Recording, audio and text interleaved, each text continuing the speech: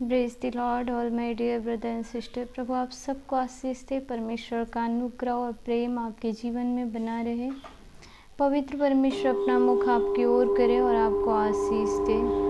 मेरे प्रियो, परमेश्वर आप आशीष देने वाले पिता हैं। निश्चित रूप से उनकी आशीष आपके जीवन के अंदर बनी रहेगी यदि आप प्रार्थना में बने रहेंगे, पवित्र शास्त्र के वचनों में यदि आप बने रहेंगे तो निश्चित रूप से परमेश्वर की आशीष आपकी लाइफ के अंदर बनी रहेगी।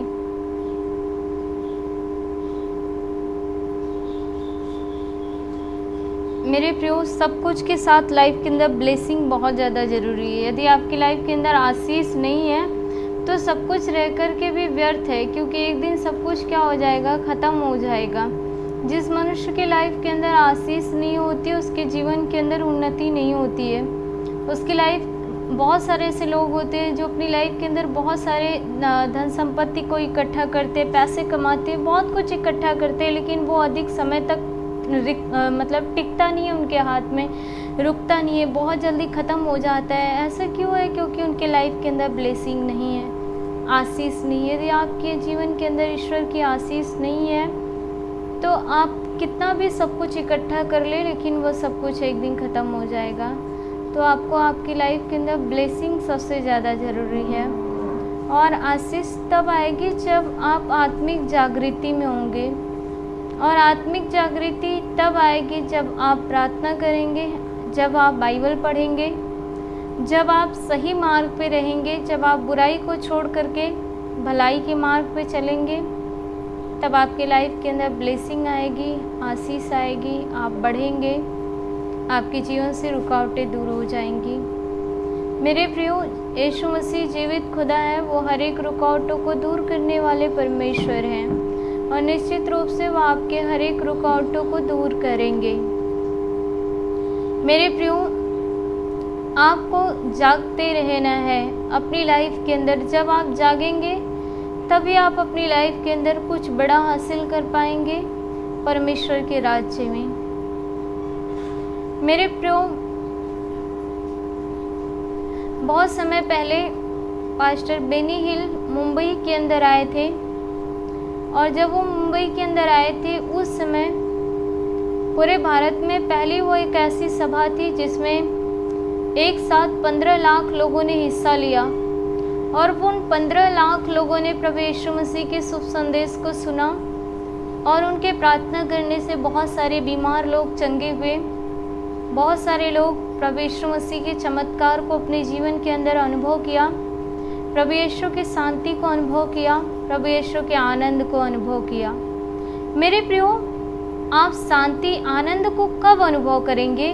जब परमेश्वर आपके जीवन के अंदर आएंगे तब। यदि परमेश्वर आपके जीवन के अंदर नहीं है तो आप आनंद शांति को कभी भी अनुभव नहीं कर पाएंगे। मेरे प्रियो, और परमेश्वर यीशु मसीह एक जीवित खुदा है, और परमेश्वर के लिए कोई भी कार्य कठिन नहीं है, वह सब कुछ कर सकते हैं। आइए एक वचन को आपके लिए हम पढ़ेंगे।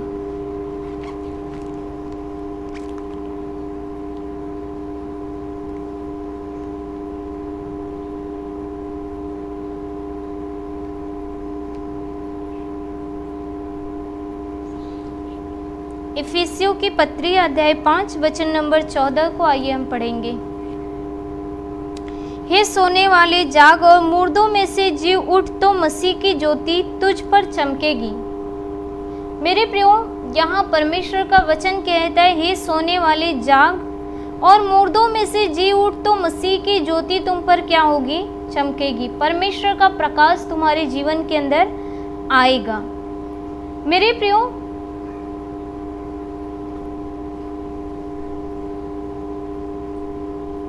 बाइबल कहती है कि हमें क्या करना है? सोना नहीं है, परंतु जाग उठना है। कोई भी व्यक्ति सोए सोए कोई कार्य नहीं करता है। मेरे प्रियो, जब हम और आप अपने बिस्तर में सोने के लिए जाते हैं तो हम बस सोते हैं और कोई कार्य नहीं करते, क्योंकि जब हम सो जाते हैं तो हम नींद में होते हैं, हमें कुछ भी होश ख्याल नहीं होता है, हमारे आसपास का वातावरण माहौल कैसा है, क्या हो रहा है, कुछ भी पता नहीं होता है। और सोते समय मनुष्य कोई भी कार्य नहीं कर सकता है, लेकिन हम जो कुछ भी करते हैं वह जागते हुए करते हैं। उसी तरह से जब हम आत्मिक जीवन में सोते रहते हैं, बाइबल नहीं पढ़ते हैं, प्रार्थना नहीं करते हैं, आत्मिक लोगों के साथ संगति नहीं रखते हैं, तब हमारे जीवन के अंदर क्या आता है? रुकावटें आती हैं, समस्याएं आती हैं और हम आत्मिक रीति से क्या रहते हैं? सोए रहते हैं। मेरे प्रियो, सोने का मतलब मृत्यु नहीं होता। जब कोई व्यक्ति संसार के अंदर सोता है तो कोई भी उस मनुष्य के लिए जो इस संसार में सो रहा होता है, कोई मनुष्य उसके लिए रोता नहीं है। लेकिन जब कोई मनुष्य मर जाता है तब उसके लिए सब रोते हैं। क्यों? क्योंकि वो जानते हैं कि मरा हुआ मनुष्य फिर वापस नहीं आएगा, फिर नहीं मिलेगा। लेकिन जब मनुष्य सोता है तब मनुष्य उसके लिए नहीं रोता है, क्योंकि उससे उसे उम्मीद होती है कि कुछ समय बाद ये उठ जाएगा, जाग जाएगा। तो उसी तरह से जब तक आप इस संसार के अंदर जीवित हैं और आत्मा में नहीं चल रहे हैं, परमेश्वर के राज्य में कार्य नहीं कर रहे हैं, तो आप क्या हो रहे हैं? सो रहे हैं। और मृत्यु के आने तक, जब तक आपकी डेथ ना हो जाए, जब तक आपके जीवन में मृत्यु ना आ जाए, तब तक आपके जीवन से ईश्वर को आशा रहती है कि अब आप आत्मिक जीवन में जाग जाएंगे, अब आप मसीही संगति में बैठना, प्रार्थना करना, आत्मिक उन्नति करना शुरू करेंगे। अब आपका जीवन बदल जाएगा। परमेश्वर आपकी मृत्यु के दिन तक आपका इंतजार करते रहते हैं। कृपया ये समय है कि आप उठिए, बैठिए और प्रार्थना कीजिए और आत्मिक जागृति में आप उठ करके परमेश्वर के आत्मिक जागृति में चलने की कोशिश कीजिए। मेरे प्रियो, जब हम प्रार्थना नहीं करते हैं, जब हम बाइबल नहीं पढ़ते हैं, तो हमारे जीवन के अंदर क्या आ जाता है? पाप आ जाता है, आत्मिक जागृति खत्म हो जाती है और हम शारीरिक रूप से तो जीवित रहते, परंतु आत्मिक रीति से हमारी और आपकी डेथ हो जाती है, हम मर जाते हैं। और जब आत्मिक रीति से मनुष्य मर जाता है तो उसके जीवन के अंदर कोई भी आत्मिक प्रतिक्रिया नहीं होती है।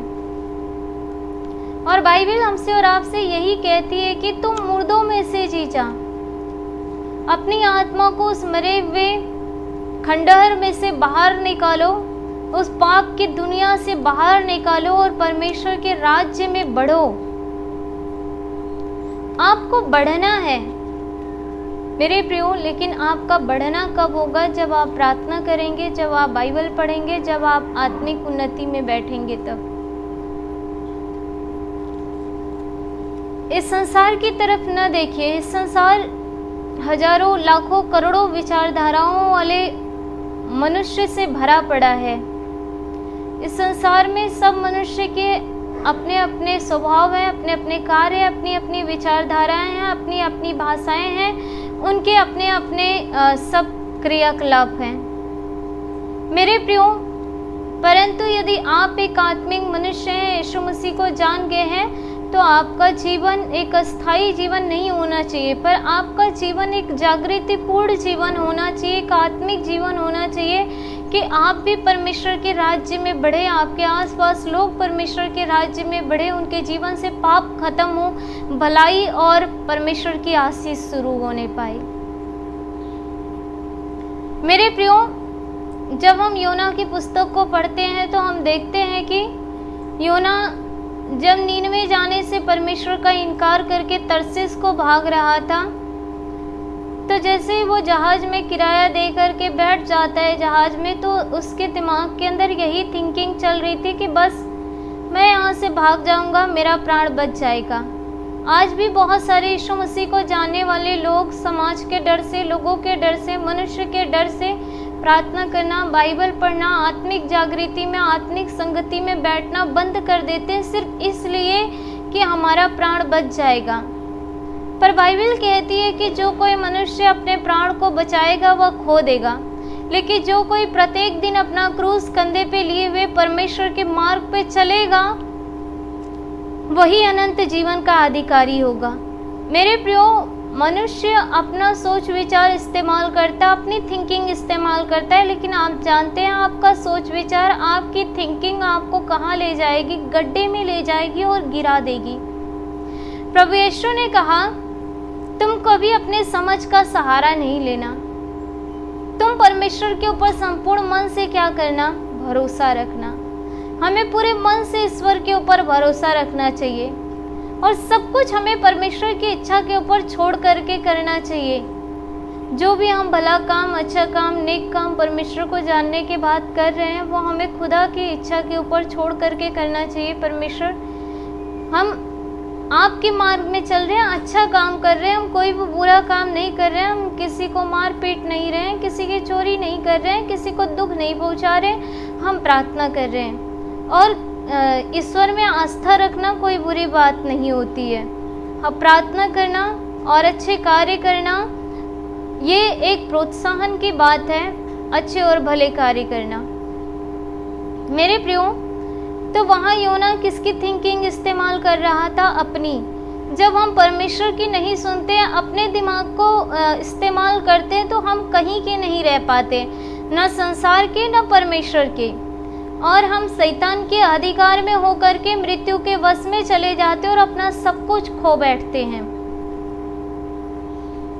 मेरे प्रियो, आप जानते ऐसे ही योना अपने थिंकिंग को इस्तेमाल करता है। परमेश्वर से कह रहा है तो नीनवे जा, तो वो सोच रहा है यदि नीनवे जाऊंगा, नीनवे के लोग इतने कुकर्मी हैं, इतने बुरे और अत्याचारी लोग हैं कि वो एक दूसरे को मारते काटते हैं, और वहाँ इतना पाप बढ़ा हुआ है कि कोई किसी की नहीं सुनता है। यदि हम जाएंगे तो वो लोग हमें क्या करेंगे? मार डालेंगे।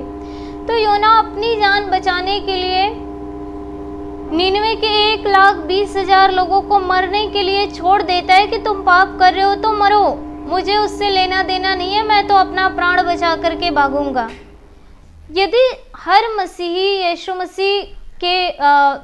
मसीह के नाम का प्रचार करने वाला हर एक प्रचारक, हर एक मसीह, हर एक पासवान यदि यही सोचने लगे कि यदि भलाई करने के बजाय लोग हमारे साथ बुराई कर रहे हैं, हमें मार रहे हैं, हमें सता रहे हैं, हमें भला बुरा कह रहे हैं, लोगों के जीवन के अंदर भलाई करने के कारण, उन्हें परमेश्वर का अच्छा राह दिखाने के कारण, उनको प्रार्थना करने से उनकी बीमारी जाने के कारण हमें सताया जा रहा है, हमें जेल में डाला जा रहा है, तो इसलिए हम क्यों इसे करें? ये लोग अपने पाप के अधिकार में मरते रहे और मर जाओ और ख़त्म हो जाए, इनके जीवन से हमें क्या लेना देना है?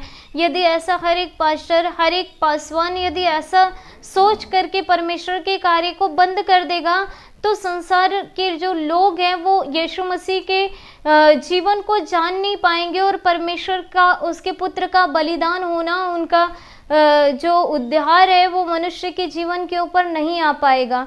मेरे प्रियो, प्रभु यीशु जीवित खुदा है। मेरे प्रियो, हम और आप किसी मनुष्य के बात को, उसके दिल दिमाग को नहीं समझ सकते हैं कि कोई मनुष्य आपसे मित्रता कर रहा है तो उसके मन के अंदर क्या चल रहा है, किस दृष्टिकोण से या कौन सी भावना रख करके आपसे दोस्ती कर रहा है। आपको दगा देने के लिए, आपकी किसी वस्तु की लालच के कारण आपसे दोस्ती कर रहा है, या आपके साथ दोस्ती निभाएगा? क्यों आपके साथ आ रहा है आप नहीं जानते, लेकिन ईश्वर हर इंसान के मन को जानते हैं। मेरे प्रियो, वह आज, कल और युगानुयुग एक समान बने रहने वाले परमेश्वर हैं। कल भी उन्होंने मनुष्य का निर्माण किया, आज भी कर रहे हैं और आने वाले समय में भी करेंगे। तो हमारे और आपके मन में, विचारों में क्या चल रहा है उसे ईश्वर जानते हैं। आज हम क्या कर रहे हैं, कल क्या करेंगे, आने वाले भविष्य में हम क्या करेंगे, हमारे साथ क्या होगा, सब कुछ परमेश्वर जानते हैं। और वो पहले से जानते थे कि मेरे नाम के कारण लोग यीशु मसीह के लोगों को सताएंगे, उन्हें दुख देंगे, उन्हें परेशान करेंगे। उन्होंने पहले ही कहा कि यदि उन्होंने मुझे सताया तो तुम्हें भी सताएंगे। प्रभु यीशु ने कहा, मैं इस संसार का नहीं, इसलिए तुम भी इस संसार के नहीं हो। ये संसार अपनों से प्रेम करता है, परंतु हमसे इसीलिए बैर करता है क्योंकि हम इस संसार के नहीं है। संसार हमारा जीवन नहीं है, परंतु परमेश्वर का घर, स्वर्गीय जीवन हमारा और आपका जीवन है। मेरे प्रियो, तो कई सारे लोग अपनी थिंकिंग को लगा करके, सताव को देख करके, समस्याओं को देख करके परमेश्वर को छोड़ करके क्या करते हैं? भागने लगते हैं। हमने आपको पहले भी बताया कि जब हम अपने थिंकिंग का इस्तेमाल करके भागते हैं तो क्या होता है लाइफ में, यही होता है। परमेश्वर भी जीवन से चला जाता है। जिस संसार में जाते हैं उस संसार के लोग तो अपने आप में इतने कट्टर हैं कि एक भाई दूसरे भाई का नहीं होता है, तो आपका क्या होगा। और एक समय ऐसा आएगा कि मनुष्य न ईश्वर की ओर होता है न संसार की ओर होता है, शैतान के हाथों में अपना जीवन दे करके अपना ही नाश कर बैठता है। मेरे प्रियो, तो वहाँ योना अपनी थिंकिंग इस्तेमाल करके क्या किया, सेवकाई से भाग गया। लेकिन क्या वो भाग पाया? नहीं भाग पाया। यदि परमेश्वर आज आपके द्वारा कार्य करना चाहते हैं, यदि आपको इस्तेमाल करना चाहते हैं, यदि परमेश्वर आपके जीवन में चमत्कार करना चाहते हैं, आपको ब्लेसिंग देना चाहते हैं, यदि परमेश्वर आपको चुन लिए हैं, तो आप भाग करके कहीं नहीं जा सकते हैं। यदि भागेंगे तो आप अपना नुकसान करेंगे, इससे ज़्यादा और कुछ नहीं करेंगे। इसलिए भला है कि आप परमेश्वर के राज्य में बने रहिए। परमेश्वर उत्तम है, वह कभी आपके साथ मतलब सैन्य से अधिक परीक्षा में आपको पढ़ने नहीं देंगे। मेरे प्रियो, योना जहाज में गया और बाइबल कहती है जहाज में जाकर के वह तलघर में क्या हो गया, सो गया। और बाइबल कहती है एक बहुत बड़ा तूफान आता है और जो नाव होती है समुद्र के लहरों से भरने लगती है। लोगों के बीच में अफरा तफरी का माहौल हो जाता है। लोग बहुत व्याकुल और बेचैन हो जाते हैं। खाने पीने की वस्तुएं समुद्र में फेंकने लगते हैं और वो सोचते हैं कि अब प्राण नहीं बचेगा, और सब अपने अपने ईश्वर की दुहाई देने लगते हैं। मेरे प्रियो, इतने बड़े संसार में मतलब अपनी अपनी स्वेच्छा के अनुसार जिसको जो अच्छा लगा, हर इंसान ने अपने अपने ईश्वर को चुन लिया है।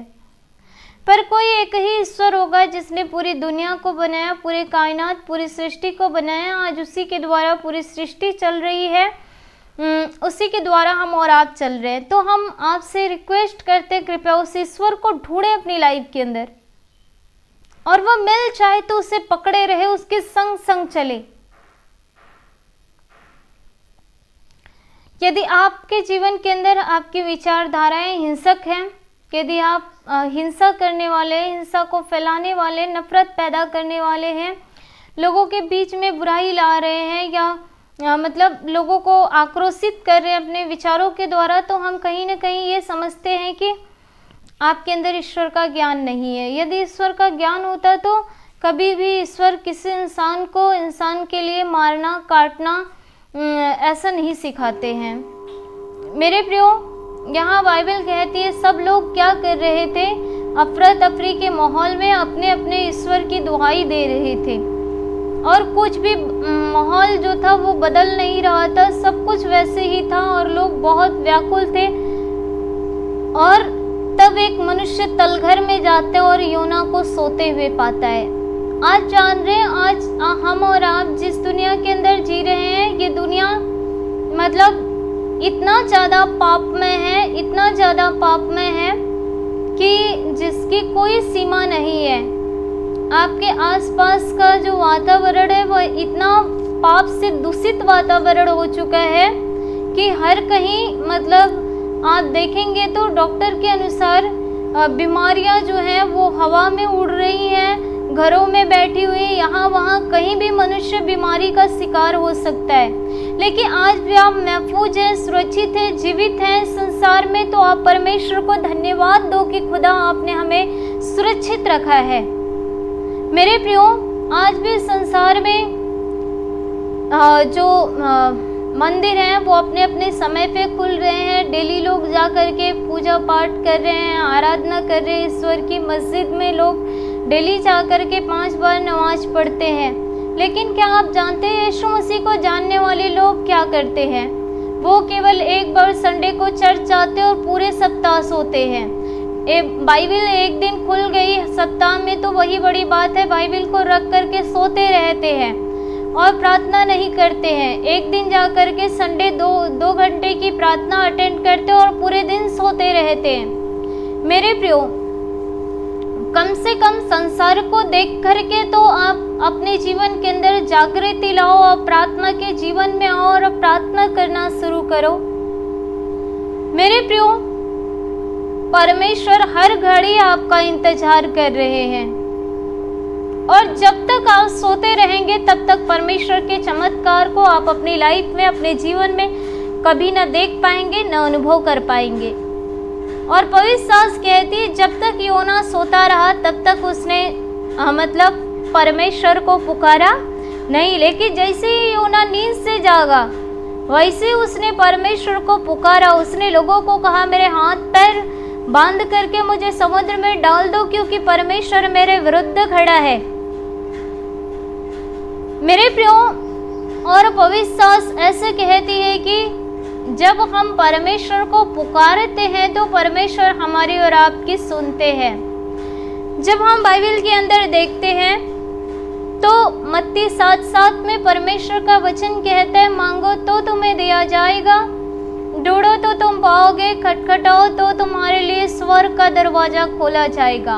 आप जब मांगेंगे तब परमेश्वर आपको देंगे और जब आप परमेश्वर को ढूंढेंगे तभी आप परमेश्वर को पाएंगे। और यदि आप खुदा के दरवाजे को प्रार्थना में हर घड़ी खटखटाते रहेंगे, परमेश्वर मुझे इस चीज की जरूरत है, हर बार प्रार्थना में कहते रहेंगे, मैं आपसे कहती हूँ निश्चय परमेश्वर आपकी प्रार्थना को सुनेंगे और आपके लिए कार्य करेंगे। आमीन। मेरे प्रियो, बाइबल लास्ट में इस वचन में कहता है कि जब तू जाग उठेगा तब मसीह की ज्योति तेरे ऊपर क्या होगी? चमकेगी। मेरे प्रियो, जब हम और आप सोते रहते तो सोते समय हमें लाइट की कोई आवश्यकता नहीं होती उजाले की। हम लाइट क्या कर देते हैं? ऑफ कर देते हैं। व्यर्थ में बिजली क्यों खर्चा करें? मीटर का बिल क्यों बढ़ाए? तो हम और आप बिजली को क्या कर देते? लाइट को ऑफ कर देते हैं।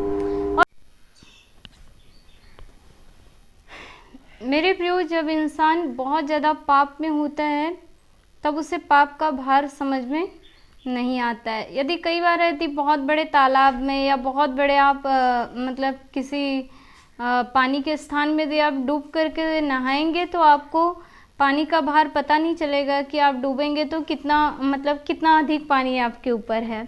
लेकिन जब कभी आप बाल्टी में पानी रख करके सिर पे लेके जाइए तो आपको उसका वेट पता चलेगा।